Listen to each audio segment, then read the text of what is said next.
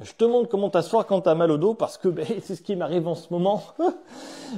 Donc, le premier truc qu'il faut savoir, c'est que si tu as mal au dos classiquement L5-S1, c'est-à-dire en bas du dos, tu vois, au niveau de la colonne vertébrale ici, là, juste au-dessus de la ceinture, ça peut faire une bande ou un trait.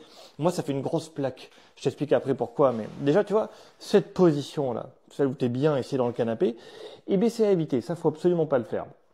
Donc, tu vois, ça c'est pareil, hein, tout ça là. Là, tu es en hyperflexion, ben, je peux te dire que si je reste longtemps comme ça va pas aller du tout. Tu vas dire, ouais, mais Gilles, tu nous as dit que ça allait pas et pourtant tu nous montres cette position. C'est normal, j'ai fait des étirements juste avant, on va voir mes autres vidéos, pour soulager un peu ces douleurs qui sont liées à l'activité sportive intense, à la reprise alors que je suis pas prêt, que je force trop. Mais pour commencer, quelle position prendre pour toi qui a les mêmes types de douleurs que moi, une barre dans le dos? Eh ben, c'est celle-ci, tu vois. Je me mets au bord et les pieds en dessous. Donc là, ça va pas bien se passer, mais mes genoux sont à 90 degrés, tu vois, par rapport à mon corps. C'est qu'une question de temps pour que je finisse comme ça, en hyperflexion. Et là, je vais avoir mal. Donc si je suis à l'ordinateur comme ça, au canapé comme ça, en fait, mon dos fait une cuvette. Et là, ça va pas aller. Je suis vraiment en syphose. Ça va pas se passer bien du tout. Pour ce type de douleur, là, ces douleurs en barre au niveau de la ceinture, la bonne méthode pour la prévention de ces douleurs, pour qu'elles diminuent, pour que ça aille un peu mieux, c'est de garder le dos creusé. Mais pas avec les muscles, parce que tu pourras pas le garder longtemps avec ta position. Donc je mets mes ischions, tu vois, mes os là, au bord de ma chaise, pas trop derrière, pas trop devant, à peu près au bord où je suis confortable. Je mets mes pieds sous la chaise, tu vois, et là je me relâche. Et voilà, c'est comme ça quand on va boire un verre avec les copains, tu vois, on est tranquille, là ça va bien se passer. Tu vois que souvent, plus les chaises sont comme ça, plus tu vas t'avachir dedans, moins ça va aller. Et au contraire, si la chaise, tu peux te mettre dans cette position-là, ça va bien se passer. Alors tu me diras, ouais, c'est pas très pratique, est-ce qu'il y a une autre position qui marche bien? Alors oui, sur les chaises, oui. Regarde, je mets mes deux mains dans mon dos ici, là, tu vois, et ça me fait creuser. C'est juste au-dessus de ma ceinture, tu vois, tu as ma ceinture qui est là, c'est juste au-dessus ici, là, que je mets les mains, tu vois, à cet endroit-là, hop, et je suis là, tac, et voilà, et c'est tout. Donc tu vois, je mets les fesses au fond, mes bras ici, je vais en arrière, et là, il faut vraiment que j'aille en arrière, ça va faire creuser mon dos. De la même manière qu'ici, en mettant les jambes en dessous, elles vont creuser mon dos. En lordose, ici, hop là, voilà, là je vais être en lordose, et là je vais être bien aussi. Et là ça va mieux se passer. Alors l'idée c'est que je peux pas, tu vois, si je dois travailler, faire un truc ou quoi, je peux pas garder les mains dans mon dos. Il faut mettre un coussin, tu vois. Tu mets un petit coussin dans ton dos, hop, pour qu'il soit creusé et que tu aies cette sensation où t'as pas mal du tout, tu vois. T'as pas de gêne, pas de douleur. C'est ça qu'il faut que tu cherches. Et tu verras que si au contraire tu te mets comme ça, eh ben là ça va pas bien se passer, tu as ta gêne, ta douleur qui réapparaît. Alors c'est ici là qu'il faut faire.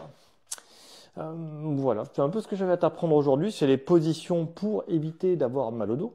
Donc j'avais dit que j'expliquerais pourquoi moi j'ai mal au dos et je peux pas trop prendre cette position.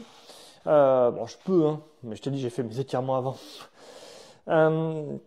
L'idée, c'est que là, je reprends l'activité physique et sportive, mais je reprends, comme d'habitude, comme un idiot, parce que je suis comme toi, tu vois, je suis un mauvais patient, je suis un mauvais sportif, je suis un mauvais tout ce que tu veux, je fais absolument tout ce que je dis de faire, mais j'y arrive pas trop. Je sais que ça marche, hein, je sais qu'il faut aller progressivement pour reprendre l'activité physique, je sais qu'il faut s'entraîner pour, tu vois, il y a des étapes et des paliers.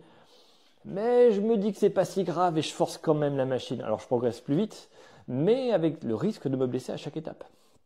C'est pas très malin.